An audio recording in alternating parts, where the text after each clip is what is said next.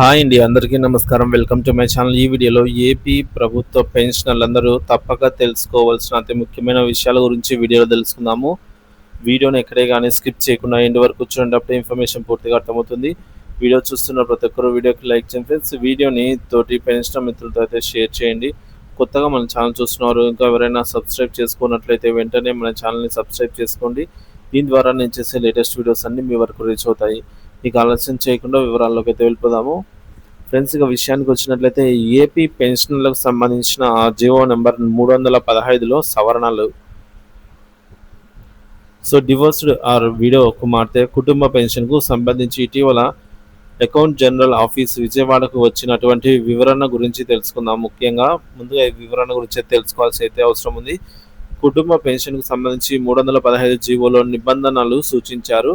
కొంతమంది ఈ నిబంధనలను పరిగణలోకి తీసుకోకుండా తెలిసిన వారికి లేదా వాట్సాప్ గ్రూపులలో పెట్టిన పోస్టులన్నీ విడో లేదా డివోర్స్డ్ కుమార్తెకు కుటుంబ పెన్షన్ వర్తిస్తుంది అని పెట్టడం జరిగింది.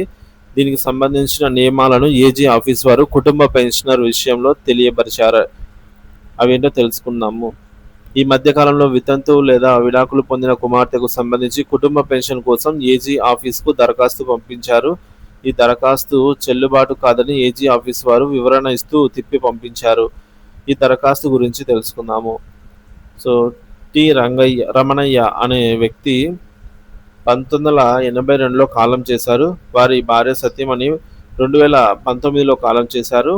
కుమార్తె సరోజిని 2005న వితంతువుగా అయ్యారు. సో తల్లి కాలం చేసిన తదుపరి కుటుంబ పెన్షన్ కోసం దరఖాస్తు చేశారు.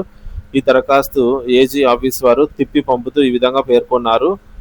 అకౌంట్ జనరల్ ఆఫీసు వివరణ ఈ మేరకు చూసుకున్నట్లయితే సర్వీసు పెన్షనర్ ఉద్యోగిగా లేదా పదవి విరమణ చేసిన తర్వాత కుమార్తె అతనిపై ఆధారపడి ఉండాలి. ఇక్కడ రామయ్య గారు 1982లో కాలం చేశారు. కుమార్తె 2005లో వితంతు అయ్యారు. తల్లి కుటుంబ పెన్షనర్ 2019లో కాలం చేశారు. సో కాబట్టి తండ్రి జీవించి ఉండగా ఆయన పైన ఆధారపడి లేరు, తల్లి పైన ఆధారపడి ఉన్నారు. ఇది చెల్లుబాటు కాదు అని అయితే వివరణ ఇచ్చారు. కుటుంబ పెన్షన్లు 2010 నిబంధనల ప్రకారం సర్వీస్ పెన్షనర్ కాలం చేసిన నాటికి ఆయన పైన ఆధారపడి లేరు. అందువలన కుటుంబ పెన్షన్ దరఖాస్తు తిరస్కరిస్తున్నామని తెలియజేశారు. జీఓఎంఎస్ నెంబర్ 315 డేటెడ్ 2010 స్పష్టంగా ఈ మేరకు పేర్కొని ఉన్నారు. కానీ ఈ నిబంధనలు అనుసరించకుండా తల్లిదండ్రులు ఇద్దరు కాలం చేస్తే కుటుంబ పెన్షన్ వస్తుందని తెలుపుతున్నారు. అవగాహన లేక దరఖాస్తు చేసుకుంటున్నారు. ఇప్పుడు దీనిపైన ఏజీ ఆఫీస్ వారు పూర్తి వివరణ ఇవ్వడం జరిగింది. ఈ సమస్య వితంతువు లేదా విడాకులు తీసుకున్న కుమార్తెకు మాత్రమే వర్తిస్తుంది.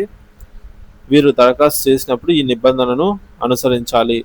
ఈ సమస్య అన్మ్యారీడ్ లేదా ఫిజికల్లీ హ్యాండిక్యాప్డ్ వారు విషయంలో అయితే రాదనమాట. ఈ సమస్య అనేది ఉండదు. వారు వీరిపైన ఎప్పటికీ ఎల్లప్పుడూ ఆధారపడే ఉంటారు. కాబట్టి వీరికి కుటుంబ పెన్షన్ విషయంలో ఎటువంటి సమస్య ఉండదు. ఈ పెన్షనర్ల సంఘాలకు లేదా అవగాహన కలిగిన పెన్షనర్లకు విజ్ఞప్తి చేసేది, కుటుంబ పెన్షన్కు సంబంధించి స్పష్టంగా వారు ఈ సమాచారం తెలియజేయండి. అలాగే పెన్షనర్ల సమావేశంలో దీనిపైన సమాచారం కూడా ఇవ్వాలి అనైతే